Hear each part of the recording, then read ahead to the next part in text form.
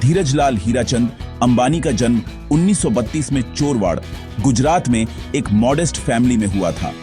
कमी उनकी रोजमर्रा की सच्चाई थी, लेकिन इसने उनमें अपनी डेस्टिनी बदलने की एक जबरदस्त इच्छा जगाई। बचपन में भी धीरू भाई पैसे कमाने के तरीके ढूंढते थे। गिरनार मेले में पिलग्रिम्स को पकौड़े बेचते थे। इन शुरुआती वेंचर्स ने उन्हें एंटरप्रेन्योरशिप और आइडियाज को रियलिटी में बदलने के थ्रिल का पहला टेस्ट दिया। उन्होंने सीखा कि सक्सेस के लिए हार्ड वर्क और छोटे से शुरू करने की करेज चाहिए। फाइनेंशियल स्ट्रगल्स के बावजूद उन्होंने स्कूल में अच्छा परफॉर्म किया और इंडिया की फ्रीडम मूवमेंट की स्पिरिट से अट्रैक्ट हुए। 14 साल की उम्र में उन्होंने एक स्टूडेंट ऑर्गेनाइजेशन की सहस्थापना की, जिससे उनकी शुरुआती लीडरशिप दिखती है।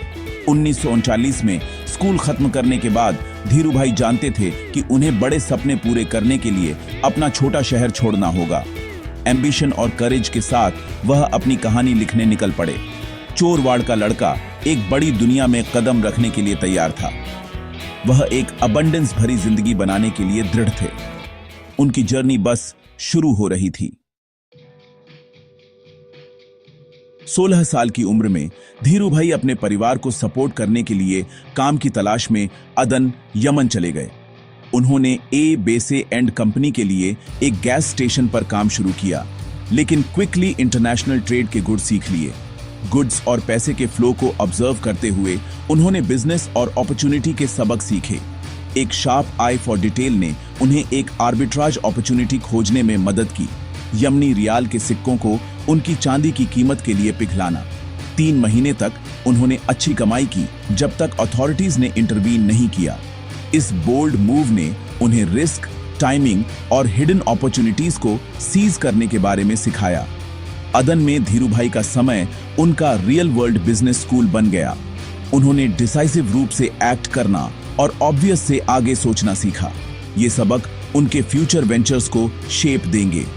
अदन ने उन्हें सिर्फ पैसा नहीं दिया, बल्कि एक सच्चे एंटरप्रेन्योर की माइंडसेट दी। वह अनुभव, कॉन्फिडेंस और एक विजन के साथ भारत लौटे। उनकी अगली बड़ी छलांग के लिए स्टेज तैयार था। 1968 में धीरू भाई भारत लौटे और बॉम्बे को अपना बेस चुना। मॉडेस्ट सेविंग्स के साथ उन्होंने और उनके कजिन चंपक लाल दमानी ने एक छोटे से ऑफिस में रिलायंस कमर्शियल कॉरपोरेशन शुरू की। उन्होंने धीरू भाई की ट्रेडिंग इंस्टिंक्ट्स का लेवरेज उठाते हुए स्पाइसेस और टेक्सटाइल्स एक्सपोर्ट करना शुरू किया। धीरू भाई ने टायरलेसली काम किया, रिलेशनशिप्स बनाए और मार्केट ट्रेंड्स को समझा। लेकिन डिफरेंसेस सामने आए। दमानी कॉशियस थे, धीरू भाई बोल्ड थे। उनकी पार्टनरशिप 1965 में खत्म हो गई। धीरू भाई ने दमानी का शेयर खरीद लिया।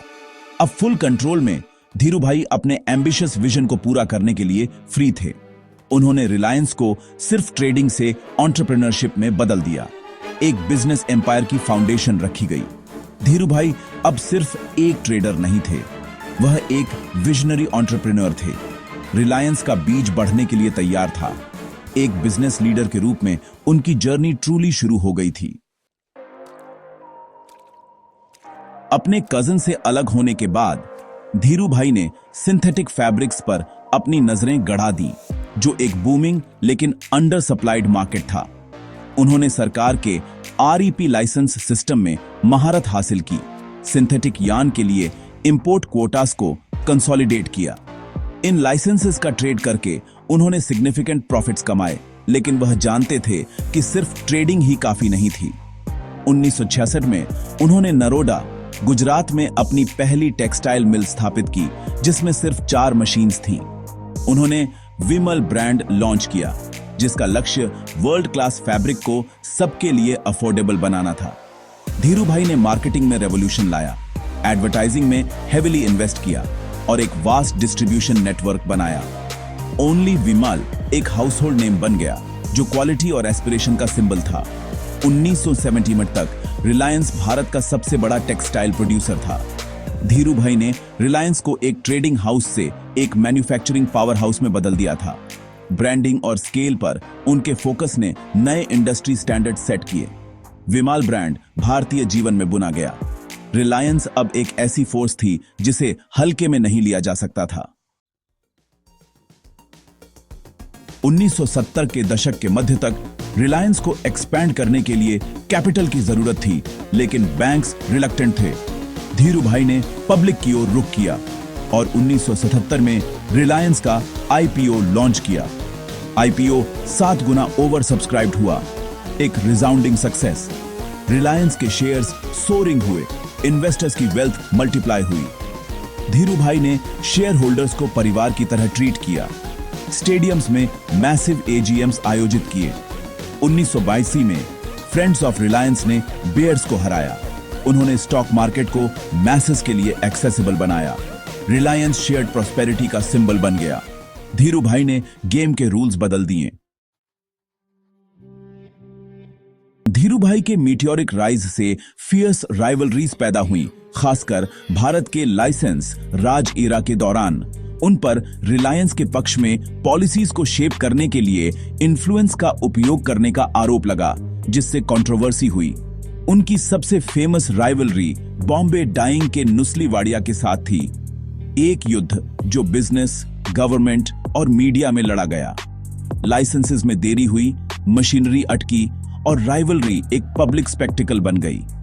मीडिया वॉर तेज हो गया, जिसमें रिलायंस को टारगेट करने वाले नेगेटिव स्टोरीज और इन्वेस्टिगेशंस थे।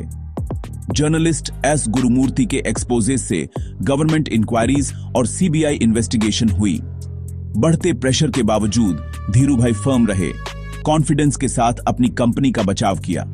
उन्होंने इन बैटल्स को एक रिस्ट्रिक्टिव एनवायरनमेंट में एक जायंट एंटरप्राइज बनाने की कीमत के रूप में देखा। उनकी रेजिलियंस और फाइटिंग स्पिरिट लेजेंडरी बन गई।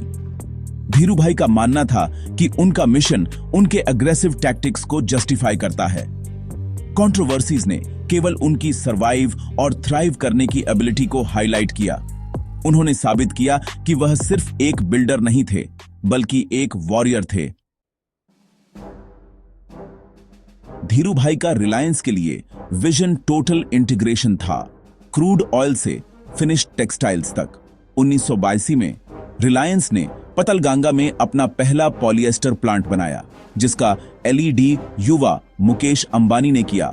यह प्लांट रिकॉर्ड 18 महीनों में पूरा हुआ, जिससे रिलायंस की एग्जीक्यूशन प्रोग्रेस दिखती है। रिलायंस फिर पेट्रोकेमिकल्स में चला गया, पीटीए और एमेग के लिए मैसिव प्लांट्स स्थापित किए। हर कदम ने सप्लायर्स पर डिपेंडेंस कम की और एफिशिएंसी बढ़ाई। यह स्ट्रैटेजी भारत में रेवोल्यूशनरी थी, जिससे रिलायंस एक ग्लोबल लीडर बन गया। एक बार एक डेवास्टेटिंग फ्लड ने पतलगंगा प्लांट को डुबो दिया था। मुकेश ने एक हीरोइक रिकवरी का लीड किया, सुविधा को सिर्फ 1 महीने में डिसअसेंबल, क्लीन और रीअसेंबल किया। यह फीट रिलायंस की डिटर्मिनेशन और टीम वर्क का सिंबल बन गया। बैकवर्ड इंटीग्रेशन का धीरूभाई का सपना रियलिटी बन रहा था। रिलायंस अब एक इंडस्ट्रियल पावर हाउस था। कंपनी की रेजिलियंस ने भारतीय इंडस्ट्री के लिए नए बेंचमार्क्स स्थापित किए। 1990 के दशक में धीरूभाई ने अपना सबसे बोल्डेस्ट प्रोजेक्ट अनवेल किया। जामनगर, गुजरात में भारत की सबसे बड़ी प्राइवेट ऑयल रिफाइनरी। बंजर भूमि पर बनी यह रिफाइनरी दुनिया की सबसे बड़ी ग्रासरूट्स फैसिलिटी बनने के लिए डिजाइन की गई थी। कंस्ट्रक्शन के लिए $6 बिलियन और 55,000 वर्कर्स की जरूरत थी, जिसने लैंडस्केप को बदल दिया। धीरूभाई का विजन इंडस्ट्री से आगे बढ़ा। उन्होंने एक विशाल आम का बाग बनाया, रेगिस्तान को एक ग्रीन ओएसिस में बदल दिया। यह रिफाइनरी 2000 में ऑपरेशनल हुई, जो उनके इंटीग्रेशन ड्रीम की क्राउनिंग अचीवमेंट थी। रिलायंस अब क्रूड ऑयल से फिनिश्ड टेक्सटाइल्स तक पूरी वैल्यू चेन को कंट्रोल करता था। जामनगर रिफाइनरी धीरूभाई के विजन और करेज का एक टेस्टामेंट थी।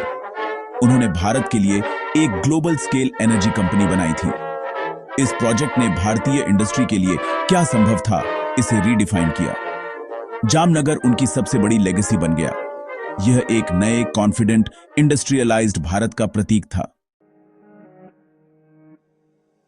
1986 में एक स्ट्रोक ने धीरूभाई को पार्शियली पैरालाइज्ड कर दिया, लेकिन उनकी स्पिरिट अनब्रोकन रही। उन्होंने डेली ऑपरेशंस अपने बेटों को हैंडेड ओवर दिए, पर रिलायंस की स्ट्रैटेजी को गाइड करते रहे। 2002 में वह चल बसे, अपने पीछे डेयरिंग और ड्रीमिंग की लेगेसी छोड़ गए। रिलायंस आज भी लाखों लोगों के जीवन को छूता है, उनके विजन को दर्शाता है। धीरूभाई की सच्ची लेगेसी एंटरप्रेन्योरियल स्पिरिट है जो भारत में प्रज्वलित हुई। उनका जीवन उन लोगों के लिए बीकन है जो सपने देखने की हिम्मत रखते हैं।